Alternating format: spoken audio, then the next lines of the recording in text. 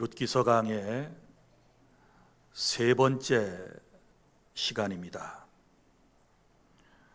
지금까지 들었던 말씀은 약속의 땅 가나안의 베들레헴에 살던 한 가족이 살던 곳에 흉년이 들어 그곳에서 먹고 살기가 힘들어지자 이방 땅 모압으로 내려가서 살다가 거기서 가장과 두 아들이 죽었고 그들은 고통 가운데서 살게 됩니다.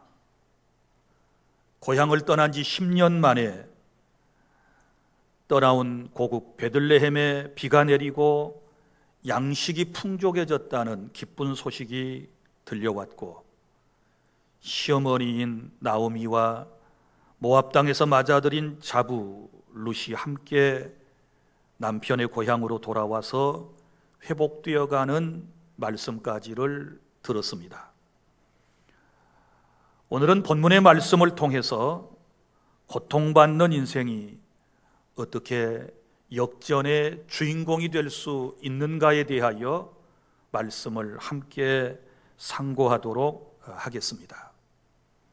첫째, 본문의 1절부터 5절까지의 말씀을 통해서 능력이신 하나님을 만나야 우리 인생이 역전되는 것입니다. 베들레헴으로 돌아온 나오미의 자부 룻이 보아스라고 하는 사람을 만나게 되었고 그와 혼인하여 결국 다윗 왕의 증조모가 되고 이 가문에서 우리가 그토록 고대하던 메시아 예수 그리스도가 탄생하게 된 것입니다. 오늘 2장 1절에 나오미의 남편 엘리멜렉의 친족으로 유력한 자가 있으니 그의 이름은 보아스더라 라고 말씀을 하면서 보아스에 대한 소개가 나옵니다. 이 보아스라고 하는 말의 뜻은 힘 있는 사람이라고 하는 뜻을 가지고 있고 오늘 본문에서는 보아스를 소개할 때 유력한 자라고 말씀을 합니다. 그리고 이 유력한 자 왼쪽에 보면 일자가 하나 붙어 있고 난하주에 보면 작은 글씨로 부호라고 하는 말로 번역되어 있는 것을 볼 수 있습니다. 그러니까 이 보아스라고 하는 사람은 부자였고 그리고 또한 이 나오미의 어려운 가정을 책임져야 할 유력한 사람이었다라고 하는 것이고 그는 아주 힘이 있는 그런 능력 있는 사람이었습니다. 마태복음 5장 1절부터 6절까지 보면 이 보아스에 대한 기록이 나옵니다. 이렇게 기록되어 있지 않습니까? 살몬은 라합에게서 보아스를 낳고 보아스는 룻에게서 오벳을 낳고 오벳은 이새를 낳고 이새는 다윗 왕을 낳으니라 이렇게 말씀이 기록되어 있습니다. 여기 보면 오늘 1절에 소개되고 있는 룻이라고 하는 여인이 결국 만나게 되는 이 보아스는 그의 어머니가 라합이었다라고 하는 것입니다. 이 라합이 어떤 사람입니까?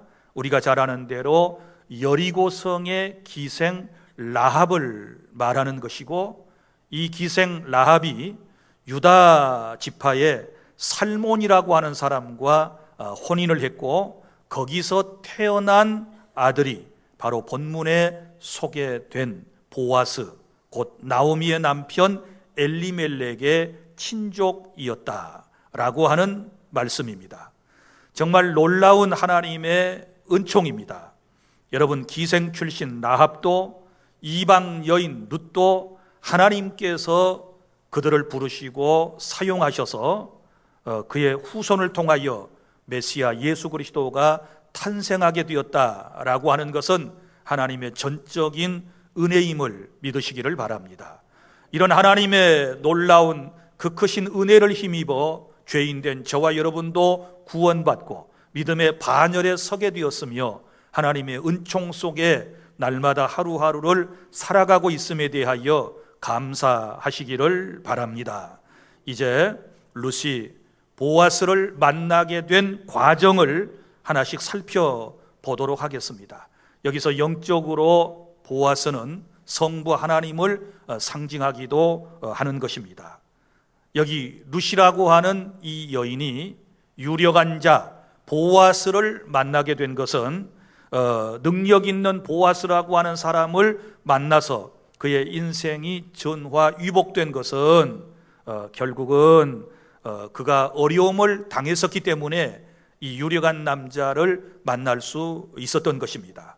만약에 루시라고 하는 여인에게 어려움이 없었다면, 삶의 고통이 없었다면, 남편을 잃는 그런 아픔이 없었다면 이 유력한 보아스라고 하는 사람을 만나지 못했을 것이고 그의 이름은 예수님의 족보에 오르지도 못했을 것입니다. 그러나 이 여인이 낭패와 실망을 당했기 때문에 쓰리고 뼈아픈 눈물의 삶이 그에게 있었기 때문에 그는 시어머니와 함께 남편의 고향에 돌아와서 밭에 가서 이삭을 줍는 가운데서 유력한 사람 보아스를 만나게 된 줄로 믿으시기를 바랍니다. 사랑하는 여러분, 우리 인생이 하나님을 만나게 되는 과정이 그런 것 같습니다. 여러분, 신앙생활을 처음 시작할 때 대부분 낭패와 실망을 당한 뒤에 하나님께 찾아온 경우들이 많이 있습니다. 육체의 질병으로 고통받다가 하나님을 찾는 경우들이 많이 있지 않습니까? 인간적으로 생각해 보면 여러분, 아무 병도 없고 잘 먹고 잘 살면 누가 하나님께로 나올 수 있겠습니까? 아픔을 통하여, 고통을 통하여 인생은 대부분 하나님을 찾는 계기가 되는 것입니다. 그래서 루시라고 하는 여인도 어려움 가운데서 하나님을 만날 수 있었다. 고로 여러분의 인생이 힘들고 어렵다라고 하는 것은 지금이 바로 능력 있는 사랑의 하나님을 만날 기회인 줄로 믿고, 고난 가운데서도 원망 불평하지 말고 하나님을 만나 인생이 역전되는 그런 은혜가 있기를 바랍니다. 그리고 2절에 보면 이제 이런 말씀이 나오지요. 루시 남편의 고향 베들레헴에 돌아와서 시어머니의 허락을 받고 남의 밭에 가서 이삭을 이제 주우러 가지 않습니까? 그리고서 이제 그곳에서 보아스라고 하는 유력한 남자를 만나게 돼요. 2절, 모압 여인 루시 나오미에게 이르되 원하건대 내가 밭으로 가서 내가 누구에게 은혜를 입으면 그를 따라서 이삭을 줍겠나이다 하니 나오미가 그에게 이르되 내 따라 갈지어다 하매 그가 움직였습니다. 무슨 얘긴고 하면 그는 효부였습니다.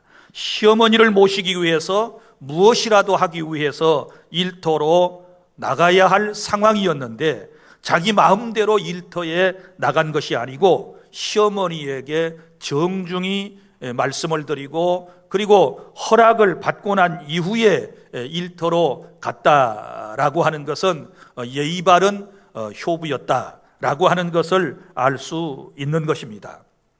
이스라엘 사람들은 사랑의 하나님의 말씀에 따라서 추수를 할 때에도 절대로 그 이삭까지 줍지 않습니다. 하나님의 율법에 그렇게 정하셨습니다. 고아나 과부나 나그네나 혹은 외국인들을 위하여 추수하고 난 이후에 그 이삭들은 일부러 남겨두도록 사랑의 하나님께서 말씀을 하셨던 것이고, 그리고 어려운 사람은 그 추수하는 추수꾼들의 뒤를 따라가면서 누구의 밭에서든지 이삭을 주어서 그것으로 살아갈 수 있는 권리가 주어지게 되었던 것입니다. 이것은 사랑의 하나님께서 우리에게 베풀어 주시는 놀라운 은혜인 줄로 믿으시기를 바랍니다.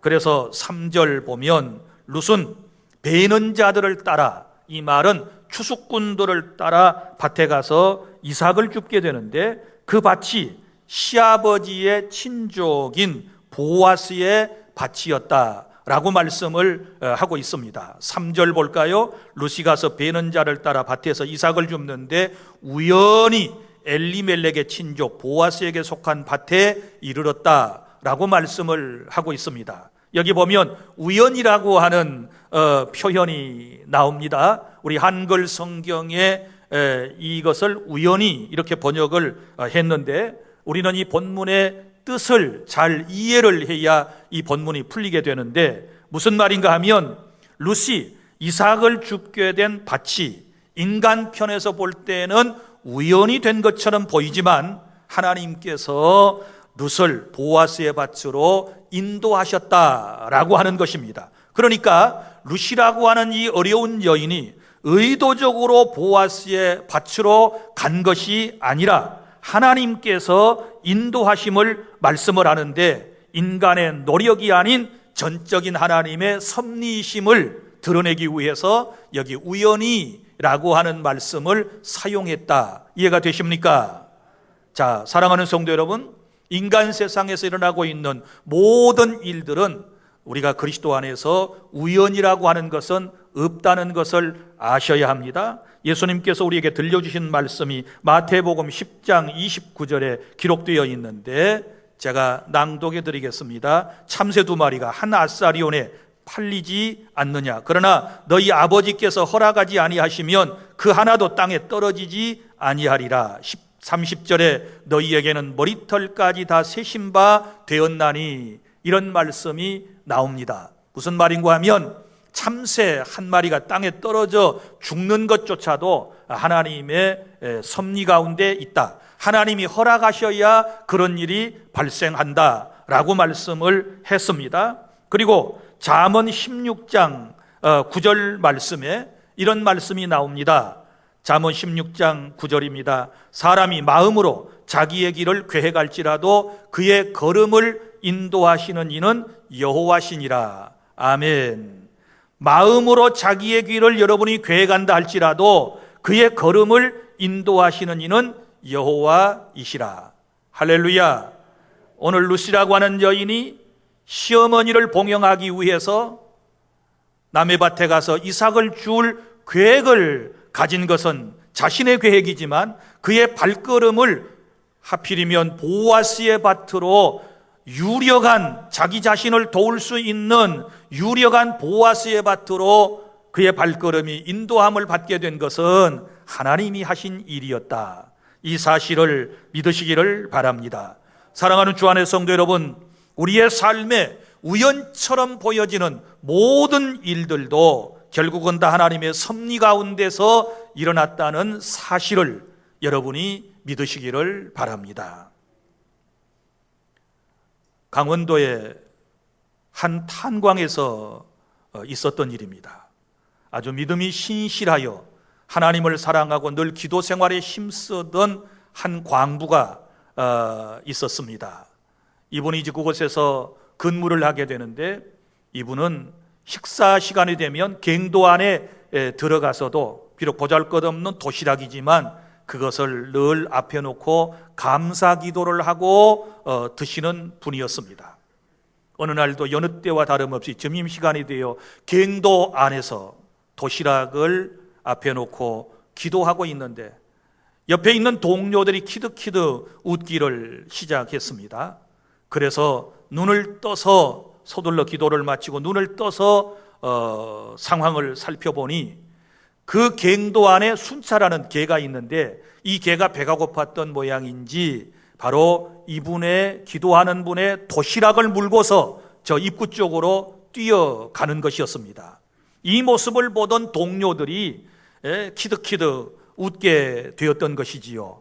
기도했더니 하나님께서 저 사람의 밥을 개가 물고 가게 하셨구나 그러면서 얼마나 여러분 조롱을 하는 웃음이었겠습니까? 그래서 이제 기도를 서둘러 마친 이분이 그 개를 쫓아가서 도시락을 찾아와야 되지 않겠습니까? 그래서 일어나서 개가 뛰어간 곳으로 도시락을 찾기 위해서 갔는데 불사 어떤 일이 났느냐? 얼마 후에 굉음과 함께 조금 전까지 자기가 그리고 동료들이 있었던 갱도가 무너져서 그 안에 많은 사람들이 희생을 당하여 죽고 자기 자신만 간신히 살아날 수 있었다라고 하는 것입니다. 사랑하는 여러분, 사람들은 이 사건을 해석을 할 때 어떻게 하겠습니까? 참 재수가 좋았어, 운수가 좋았어, 참 우연히 그런 일이 다 발생했네, 그래서 당신이 살았어, 이렇게 말할는지 모르지만 우리는 그렇게 생각하지 않습니다. 그것은 하나님의 섭리인 줄로 믿습니다. 하나님께서 기도하는 신실한 하나님의 사람을 보호하시기 위한 하나님의 섭리였다라고 하는 사실을 우리는 받아들이지 아니할 수 없습니다. 하나님의 섭리라고 하는 것은 하나님의 계획과 목적하신 바를 이루시기 위한 하나님의 주권적 행위를 말하는 것입니다. 여기 룻과 보아스의 만남은 우연히 되어진 일이 아니고 하나님의 계획 속에서 일어났던 일들이다라고 하는 것입니다. 사랑하는 주 안의 성도 여러분, 하나님을 모르고 세상에 우리가 살다가 어려움을 당했습니다. 그리고 혹은 하나님을 알다가 범죄하고 하나님을 멀리하고 불순종하다가 오늘 또 어려운 일을 당하여 이 자리에 나오신 분들이 계시리라고 생각을 합니다.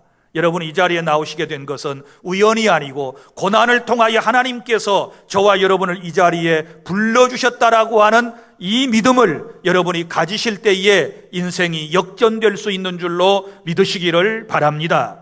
전능하신 하나님께서 섭리를 통하여 저와 여러분을 이 자리에 불러주셨고 오늘 이 자리에서 예배하며 하나님께서 우리에게 주신 말씀을 여러분이 지금 듣고 있는 줄 아시기를 바랍니다. 그래서 4절에 보면 이제 이 보아스라고 하는 사람의 밭에서 루시라고 하는 이 여인이 이삭 줍기를 하고 있는데 4절에 보면 이런 표현이 나와요. 마침 보아스가 베들레헴에서부터 와서 베는 자들에게 이르렀다라고 하는 것입니다. 여기 마침이라고 하는 말은 어떤 의미가 있을까요?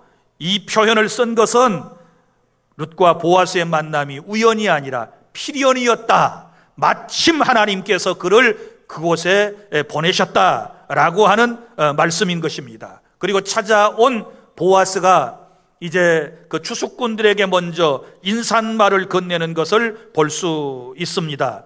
여호와께서 너희와 함께 하시기를 원하노라 하니 그들이 대답하되 여호와께서 당신에게 복 주시기를 원하나이다 하니라. 자, 무슨 얘기인가 하면 주인이 먼저 일하는 분들에게 축복을 했지요. 그랬더니 일하는 분들이 또 화답하는 마음으로 당신에게도 축복이 있기를 원합니다 라고 말합니다. 여러분, 유대인들의 인사는 여러 가지 방식이 있어요. 이렇게 보편적으로 서로에게 안부를 여쭙고 축복하는 인사말이 있고, 또 주인이 상전에게 아랫사람이 윗사람에게, 낮은 사람이 높은 사람에게 하는 인사는 이렇게 하지 않습니다. 그때 하는 인사는 엎드려서 혹은 절하면서 주인에게 이제 축복을 하는, 인사를 하는 그런 인사법이 있거든요. 그런데 여기 보아스라고 하는 사람은 그런 인사를 서로 주고받는 것이 아니고, 주종 상하 관계에서 인사를 주고받는 것이 아니고, 자기가 먼저 일하는 분들에게 축복을 건네는 것을 볼 수 있는데, 이것은 바로 이 보아스라고 하는 분의 인격을, 그의 됨됨이를 우리가 알아볼 수 있는 아주 중요한 말씀이 되는 것입니다. 사랑하는 여러분, 우리가 인간 세상을 살아갈 때 서로 인사하는 일들이 있지 않습니까? 우리 교회에 출석을 하시는 분들은 늘 인사만 잘해도 먹고는 산다라고 써붙여 놓은 것을 여러분은 늘 보시게 될 것입니다. 이것은 저의 목회 철학이기도 하고 제 인생의 아주 중요한 부분이기도 해서 제가 여러분들과 함께 공유하기 위해서 인사만 잘해도 먹고는 산다라고 하는 것을 여러분들에게 늘 말씀을 드리고 있습니다.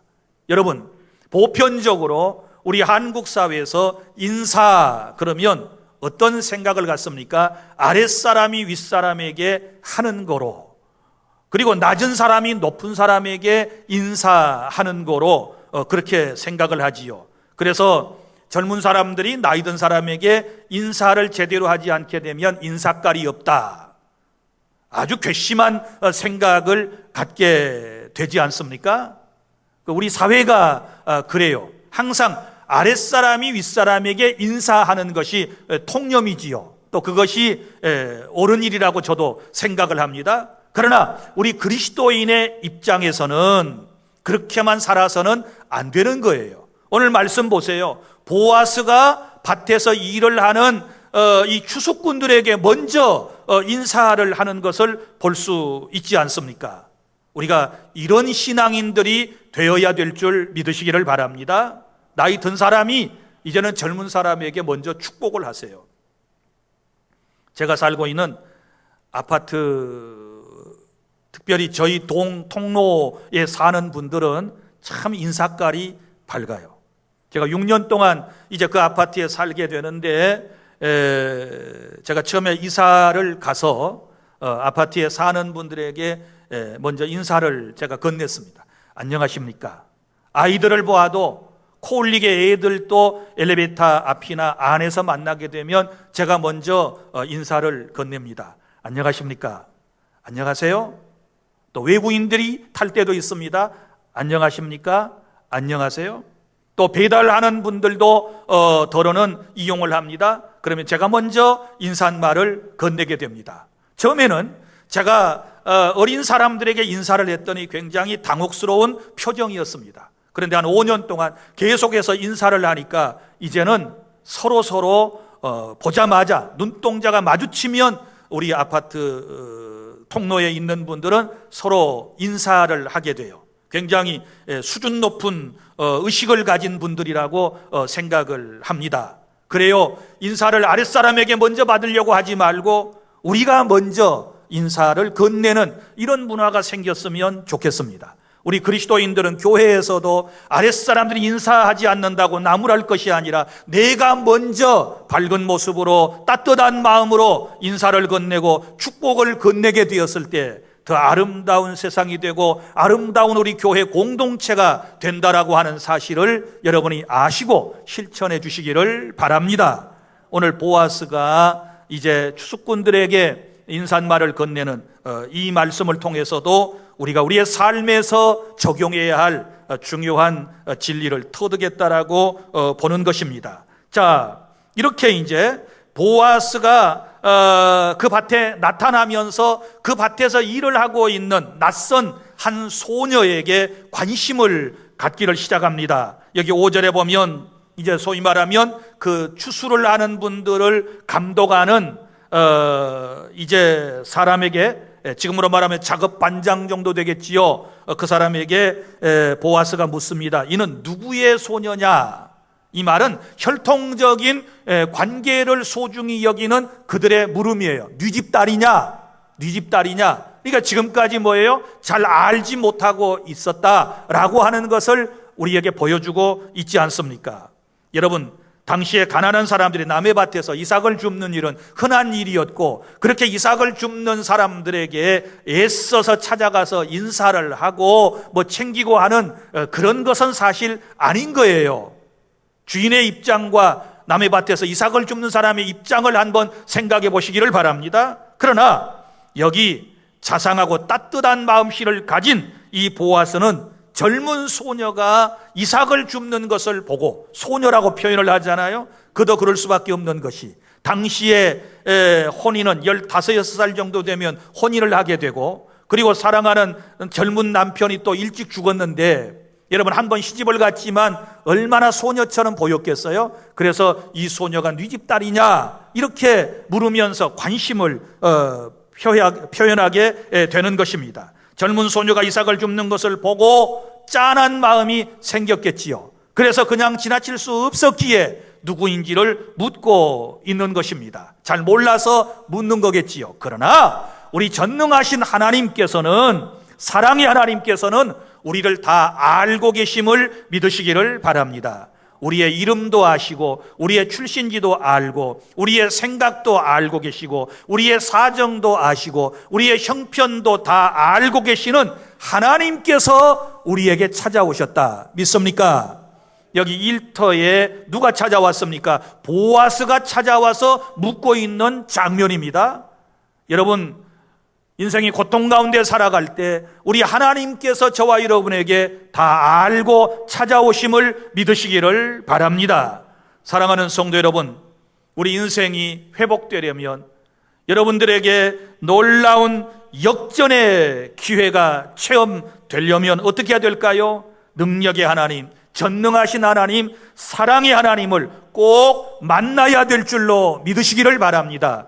루시라고 하는 이 가냘프고 정말 고달픈 인생을 살아가는 이 여인이 보아스라고 하는 유력한 능력이 있는 남자를 만나서 그의 인생이 역전되었던 것처럼 우리는 보아스보다 훨씬 더 전능하신 하나님을 만나게 되면 저와 여러분의 고달픈 인생은 역전되어 행복한 삶이 되어지게 될 줄로 믿으시기를 바랍니다. 그 다음에 둘째로, 내 인생이 역전되려면 삶의 최선을 다해야 하는 것입니다. 6절부터 7절까지 말씀, 고향에 돌아온 나오미 룻과 나오미와 그리고 며느리인 룻은 삶의 돌파구를 찾기 위해서 지금 애쓰고 있는 모습을 볼 수 있습니다. 여러분, 내 삶이 모든 것이 힘들다고 생각과 몸이 갇혀 있어서는 안 되는 것입니다. 여러분, 두 과부가 낙심해가지고 절망 가운데서 집에 들어앉아 있었더라면 그들의 문제가 해결됐을까요? 그들이 집 밖으로 나왔을 때 문제가 해결된 거예요. 믿습니까? 우리가 어려울 때일수록 밖으로 나와야 돼요. 집에만 있어가지고 절대 문제 해결 안 돼요. 어려울 때일수록 교회로 오셔야 돼요. 예배하는 자리에 오셔야 돼요. 집에만 앉아 있어가지고는 문제가 해결이 안 된다는 것을 기억하시기를 바랍니다. 또한 어려움을 당할 때일수록 어떤 사람들은 마음의 문을 딱 닫아버리고 그러는데 빨리빨리 문을 열어야 돼요. 내 마음을 오픈해야 돼요. 그리고 열고 나와야 여러분에게 살 길이 열려지게 되는 줄로 믿으시기를 바랍니다. 여러분 보십시오. 여기 그들이 삶의 최선을 다하는 모습을 볼 수 있는데, 먼저 나오미가 뭐라고 그랬습니까? 일하러 가겠습니다. 2절에 모압 여인 룻이 나오미에게 이르되 원하건대 내가 밭으로 가서 일을 하겠습니다. 이 말이에요. 여러분, 먹고 살기가 힘들면 다시 말하지만 일터로 나가야 먹을 것이 생기는 것입니다. 빈궁한 삶을 비관하지 않고 일어나야 하는 것입니다. 그리고 일하러 가야 하는 것입니다.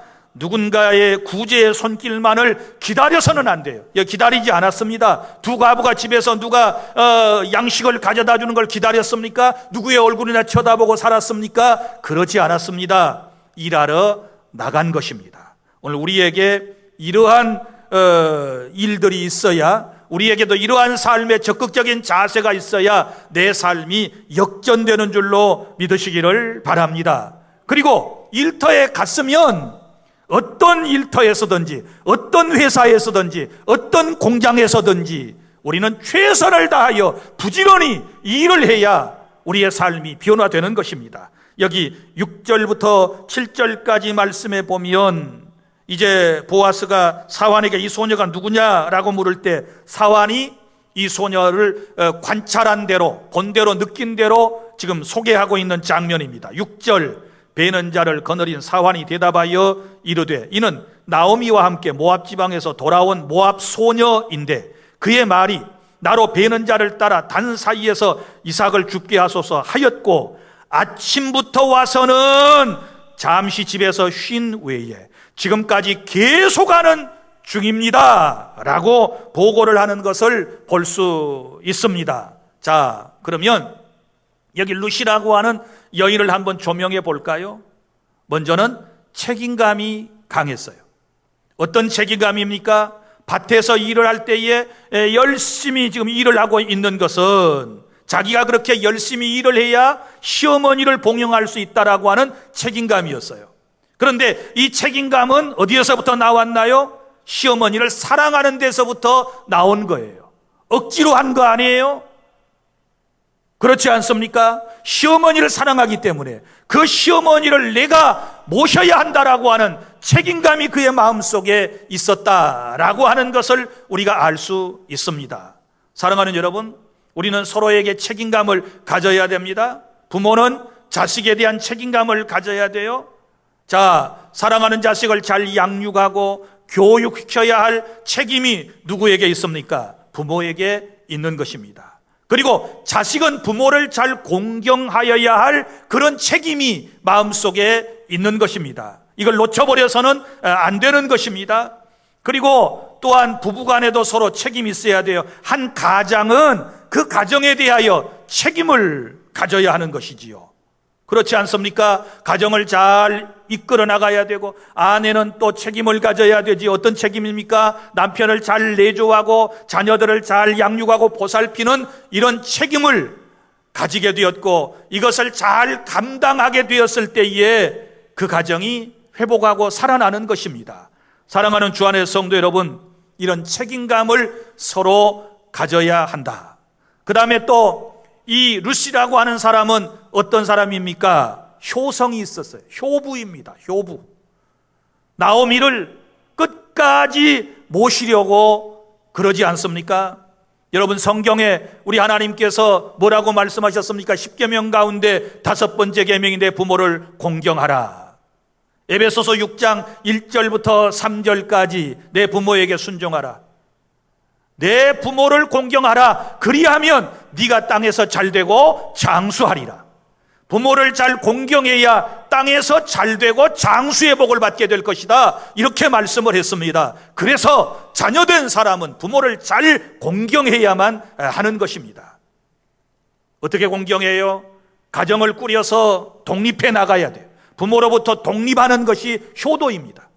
결혼했으면서도 여전히 부모의 신세를 지고 있다면 그건 안 돼요. 물론 잠시 어떤 상황에 따라서 잠시 동안은 그럴 수 있지만 부모에게 기대어서 하는 게 아닌 것입니다. 내 부모를 떠나 둘이 하나가 되라. 하나님은 이렇게 말씀을 하셨기 때문에 가장이 되었으면 한 가정을 책임지고 나가야 할 그런 이제 신분이 되었으면 특별히 무엇보다도 효성이 있어야 되는 거예요. 부모를 잘 공경하면 땅에서 잘 되고 장수해지는 이런 복을 받게 돼요. 그래서 효부 룻이 결국은 시어머니를 잘 공경했고, 그래서 그의 이름이 예수님의 족보에도 오르고 다윗 왕의 증조모가 되는 그런 놀라운 은총을 입게 되었음을 믿으시기를 바랍니다. 그리고 또 룻은 어떤 사람입니까? 부지런한 사람이지요. 오늘 여기 사환이 룻에 대하여 말한 것처럼 아침부터 점심시간에 잠시 쉬는 것 외에 지금까지 종일토록 열심히 일하고 있다라고 하는 것을 지금 말하는 것을 보면 얼마나 이 여인이 부지런했는지를 알 수 있습니다. 여러분, 게으름은 죄악이라는 것을 아십니까? 잠언 6장 6절 말씀에 게으른 자여 개미에게 가서 그가 하는 일을 보고 지혜를 배우라 그랬어요.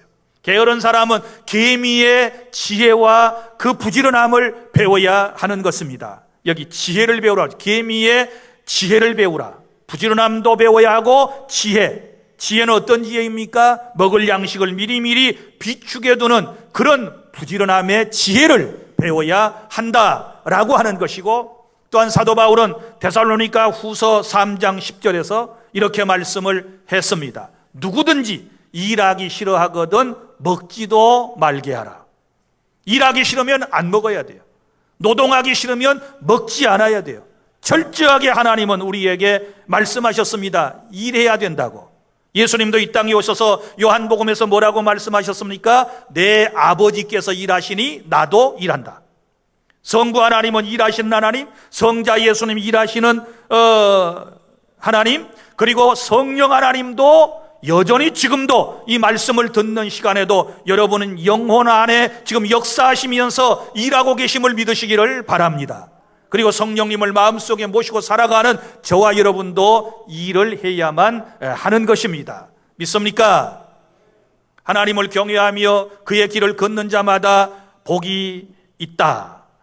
내가 내 손이 수고한 대로 먹을 것이라. 시편 128편 1절부터 2절에서 우리에게 말씀을 하셨습니다. 하나님을 경외하고 열심히 일하면 그 수고의 대가는 반드시 그에게 주어지게 될 것입니다. 물론 우리 사회 구조상 혹은 우리의 지금 현재 환경이 그러지 못할 때가 있어요. 그렇지 않습니까? 그래서 젊은 사람들이 낙심하고 열심히 일하는 노동자들이 실망하기도 하고 좌절하기도 하는 불합리한 이런 어떤 세상의 것들이 있을 수 있어요. 그거 인정합니다. 그러나 그럼에도 불구하고 우리는 여전히 내게 주어진 삶의 현장에서, 일터에서, 직장에서 최선을 다하여 일하게 되었을 때 하나님은 그 사람의 앞길을 인도해 주실 줄로 믿으시기를 바랍니다. 사랑하는 성도 여러분, 이제 말씀을 정리하고 맺겠습니다. 인생이 역전되기를 원하면 여러분들이 먼저 잘 만남의 복을 받으셔야 합니다. 누구를 만나야 돼요? 전능하신 하나님을 만나야 하는 것입니다. 인생은 세 가지 잘 만남이 필요하다고 그러지요. 먼저는 환경을 잘 만나야 하는 것입니다. 엘리멜렉의 가정은 흉년을 만나서 베들레헴으로 갔다가 베들레헴에서 어려움을 당해서 환경을 잘못 만난 거예요. 그리고 또 사람을 잘 만나야 하는 것이지요. 루시라고 하는 여인이 베들레헴에 돌아와서 보아스를 만났을 때에 그의 삶이 회복되었다라고 하는 것입니다. 그런데 우리가 세상에 살다 보면 환경도 잘못 만나고 또 만나지 말아야 할 사람을 만나가지고 인생을 고통 가운데서 헤맬 때도 있는 것입니다. 그러나 우리가 분명히 알아야 할 것은 우리가 세상에 살면서 사람과 환경은 혹 잘못 만나서 낭패와 실망을 당했다 할지라도 전지전능하신 하나님을 만나면 우리의 인생이 회복될 줄로 믿으시기를 바랍니다. 여기 만난다라고 하는 것은 그냥 아는 것 정도, 스쳐 지나가는 정도 그런 만남이 아니고 인격적으로의 만남을 말씀을 하고 있고 체험적인 만남을 얘기하고 있는 것입니다. 사랑하는 성도 여러분, 고난의 현장에서 이 슬픔과 고통의 현장에서 여러분이 전능하신 하나님 만나심으로 인생이 전화위복되고 역전되는, 회복되는 그런 은혜가 있기를 바랍니다. 그리고 또 하나는 인생의 역전을 경험하시려면 어떻게 해야 돼요? 세상과 환경과 사람만 탓하지 말고 룻처럼 열심히 사시기를 바랍니다. 지금보다 더 부지런히 살아가시기를 바랍니다. 우리 믿음의 사람들은 고난과 고통의 자리에서 일어나 하나님께 나와서 더 열심히 예배하고 더 부르짖어 기도하고 더 주신 사명 잘 감당하고 살아가면 마침내 우리 하나님께서 회복시켜 주실 줄로 믿으시기를 바랍니다. 오늘 두 가지 말씀 기억하세요. 하나님 만나셔야 돼요. 하나님 만난 다음에 최선을 다하여 주어진 환경 속에서 열심히 일하고 살아가면 하나님께서 저와 여러분을 역전시켜 주실 것입니다. 기도하겠습니다.